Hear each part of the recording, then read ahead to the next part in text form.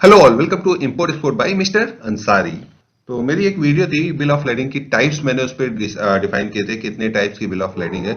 उस पर मेरे एक सब्सक्राइबर ने मेरे से कमेंट्स किया था कि जो स्विच बिल ऑफ लेडिंग होती है ये क्या चीज है और ये किस तरीके से काम करती है। तो इस पर मुझे करीब कई कमेंट्स आए थे, काफी टाइम हो गया बट मेरे को अभी टाइम नहीं मिल पा रहा था। बहुत सारे कमेंट्स आपके अभी पेंडिंग है जो वन बाय वन मैं कोशिश करता हूं, मेरे पास इतना टाइम नहीं मिल पा रहा है कि मैं उस पर वीडियो बना सकूं।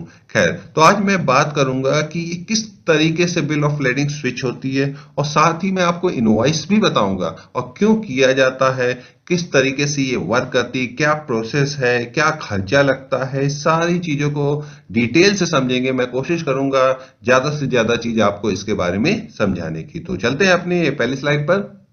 तो सबसे पहले एग्जाम्पल के हेल्प से मैं आपको सीधा सीधा उसकी डेफिनेशन क्या होती है, जो बेसिक डेफिनेशन है वो आप यहाँ पे समझिए, फिर उसके बाद हम उसके प्रोसेस की तरफ बढ़ेंगे।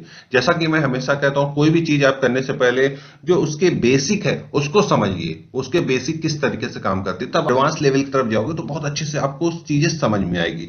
तो यहां पर मैंने एग्जाम्पल लिया है, आप यहाँ पे देख सकते हैं, कोई भाई साहब हैं, ये हैं एक्सपोर्टर, ठीक है, जो कि इंडिया से हैं या किसी भी कंट्री से हो सकते हैं, क्योंकि स्विच बीएल का जो रूल है वो इंटरनेशनल रूल है, वो हर जगह सेम तरीके से काम करता है। ठीक है, यहां तक क्लियर है?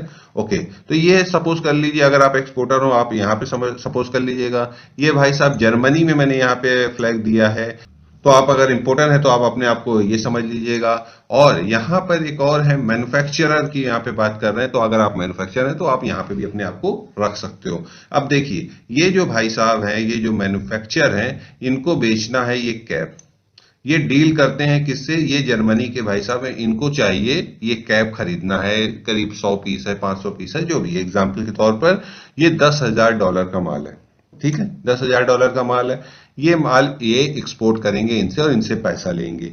बट यहां पर आप ट्विस्ट देखिए कि ये जो भाई साहब हैं यहाँ पे इंडिया में एक्सपोर्ट कर रहे हैं, एक्चुअल में ये सिर्फ और सिर्फ ट्रेडिंग करते हैं, ये खुद मैन्युफैक्चर नहीं करते हैं। तो ये कहीं और से खरीदते हैं, जो कि यहाँ पे आप देख सकते हो बांग्लादेश का फ्लैग है यहाँ पर।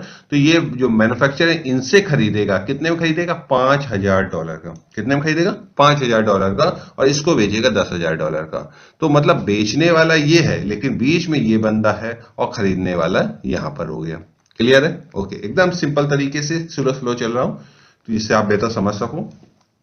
अब यहां पे आप ट्रांजेक्शन देखिए। सबसे पहला ट्रांजेक्शन सपोज करिए, अब ये इन्होंने ये भाई साहब, इन्होंने इनको और पैसा दे दिया कि भाई $10,000 ले लो, या जो भी पेमेंट टर्म्स है उसके अकॉर्डिंग एग्रीमेंट हो गया कि हमें सप्लाई करो।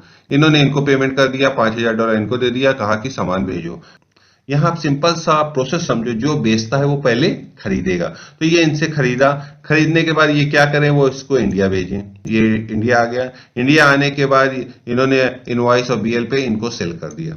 ठीक है, इस तरीके से ट्रांजेक्शन होता है। इजी है, यहाँ पे स्विच बीएल वगैरह कोई भी काम नहीं आया। तो आप यहाँ पे समझो, ये जो भाई साहब है मैन्युफैक्चरर है जो बांग्लादेश में, वो यहाँ पे इंडिया भेज रहे हैं, तो यहाँ का खर्चा लग रहा है।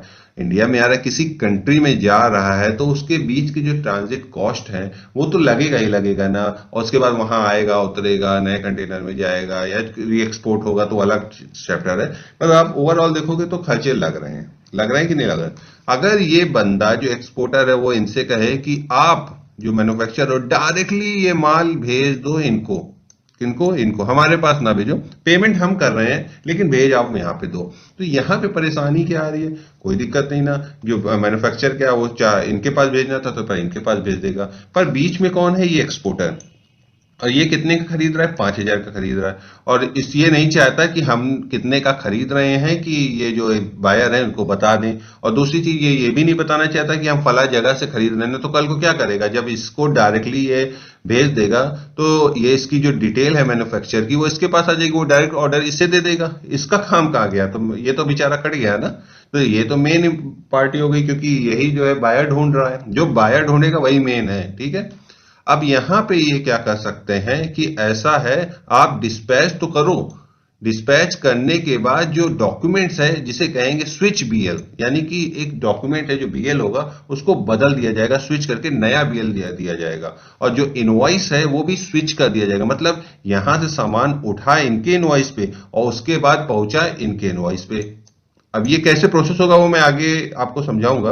बस आपको सिर्फ इतना समझना है कि माल डिस्पैच यहां से होगा, डायरेक्टली इनके पास जा रहा है, लेकिन इनके डॉक्यूमेंट में ना जाके जो एक्सपोर्टर है उनके डॉक्यूमेंट पे जा रहा है। तो जब यहाँ पे माल पहुंचेगा तो इनको लगेगा, इनको जो भी डिटेल मिलेगी वो किसकी मिलेगी, एक्सपोर्टर की मिलेगी। तो इसको उसको कोई दिक्कत ही नहीं रहेगी कि भाई उसको $10,000 का माल चाहिए था, मिल गया, और जिससे खरीद रहा था तो इसका प्राइस भी डिस्क्लोज नहीं हुआ और इसको अपना माल भी मिल गया, मैन्युफैक्चरर को भी कोई दिक्कत नहीं, इनको भी कोई दिक्कत नहीं, तो हो गया। तो इस कंडीशन में, इस तरीके के ट्रांजेक्शन में हम कहते हैं बिल ऑफ लेडिंग को स्विच कर देना या इनवॉइस और डॉक्यूमेंट को स्विच कर देना। उसके भी बहुत सारे कंडीशंस होते हैं। पहले अब चलते हैं नेक्स्ट और समझते हैं प्रोसेस को। तो मैंने सेम एग्जांपल लिया है और अब यहां पे आपको समझना है।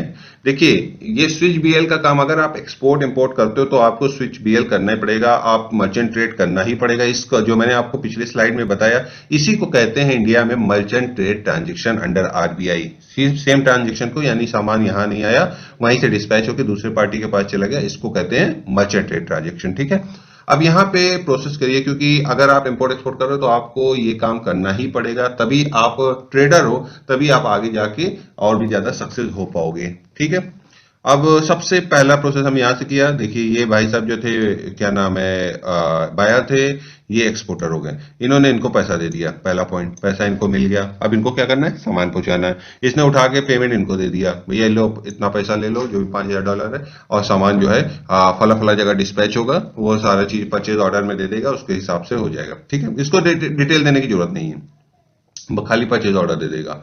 उसके बाद ये जब सामान रेडी हो गया तो कहेगा भाई अपना सामान उठा लो, ये जो मैन्युफैक्चरर अपना सामान यहां से उठवा के अपना इंडिया में शिप करवा लो। अब ये क्या करेगा, जाना तो जर्मनी है, इंडिया तो जाना ही नहीं है। ये क्या करेगा, अब इनका अपना एजेंट होगा, एजेंट को कहेगा लो हमारा इनवॉइस, लो हमारा पैकेजिंग लिस्ट। ये माल उठेगा यहां से, इसका भी डॉक्यूमेंट्स वगैरह शेयर कर सकता है, कर ही देगा, क्योंकि ये जो एक्सपोर्टर के एजेंट है वो दोनों के बीच में काम कर रहे हैं। ठीक है, तो ये क्या कहेगा कि भाई फला फला जगह से माल उठना है और जर्मनी जाना है, यहां नहीं आना है, और हमें क्या चाहिए, स्विच बीएल चाहिए, यानी कि जो भी डॉक्यूमेंट हमारा होगा, वो जो भी शिपमेंट जाएगा हमारे डॉक्यूमेंट पे जाएगा, ना कि शिपर के डॉक्यूमेंट पे जाएगा। ठीक है, दूसरा ये कहेगा जो आप वहां से डॉक्यूमेंट उठाओगे मैन्युफैक्चरर से, उसका वो कोई भी डॉक्यूमेंट्स इनके तक नहीं पहुंचना चाहिए, ये भी इसको इंस्ट्रक्ट करेगा।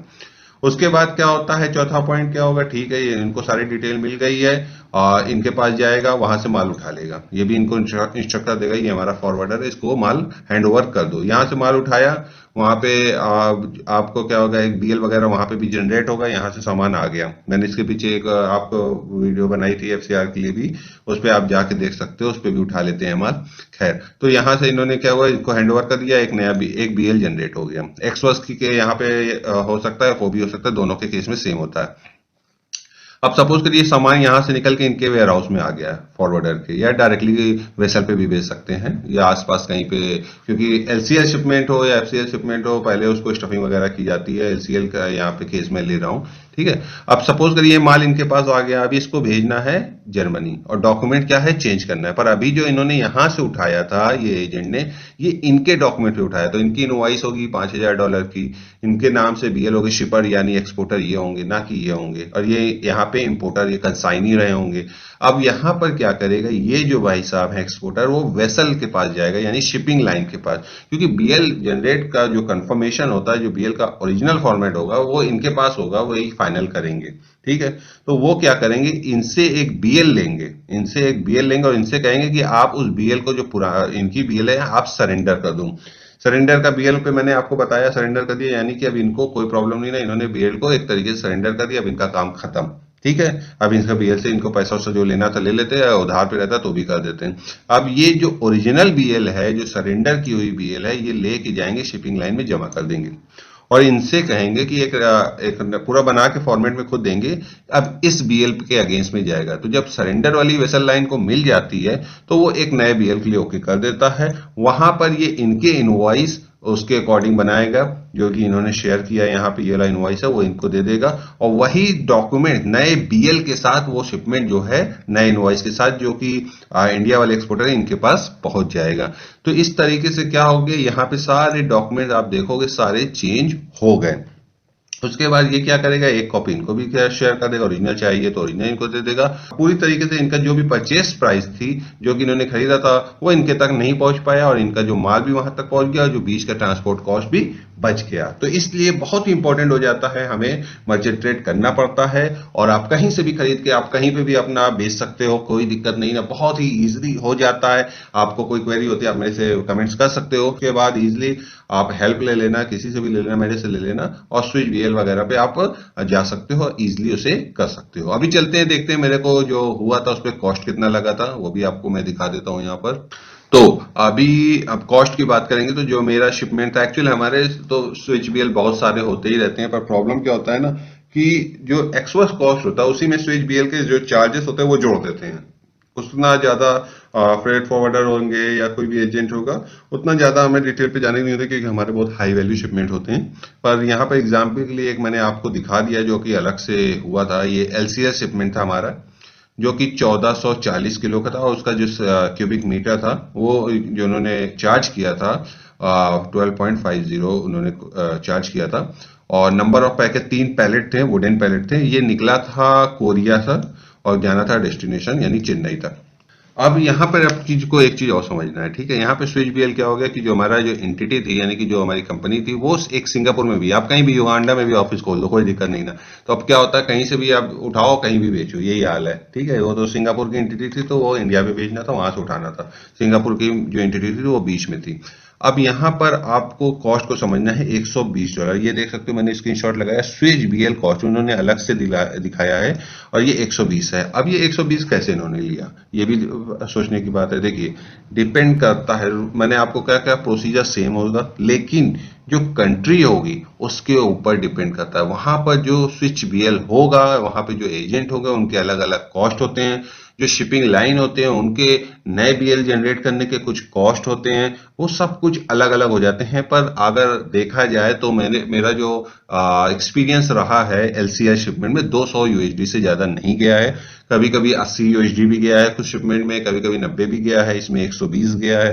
तो आप मोटा मोटा मान के चलो 200 से ज्यादा तो नहीं आता है। और हमारा जो शिपमेंट होता है बहुत हाई वैल्यू होता है, बहुत ज्यादा होता है, इसकी वजह से ये ज्यादा चार्ज कर लेते हैं। आप उस पर नेगोशिएट भी कर सकते हो, आप जिस अब उनसे कॉस्ट लोगे उस पर भी आप जाके नेगोशिएट कर सकते हो। तो होप आपको वीडियो पसंद आई तो प्लीज लाइक और सब्सक्राइब कीजिए। Thanks for the watching.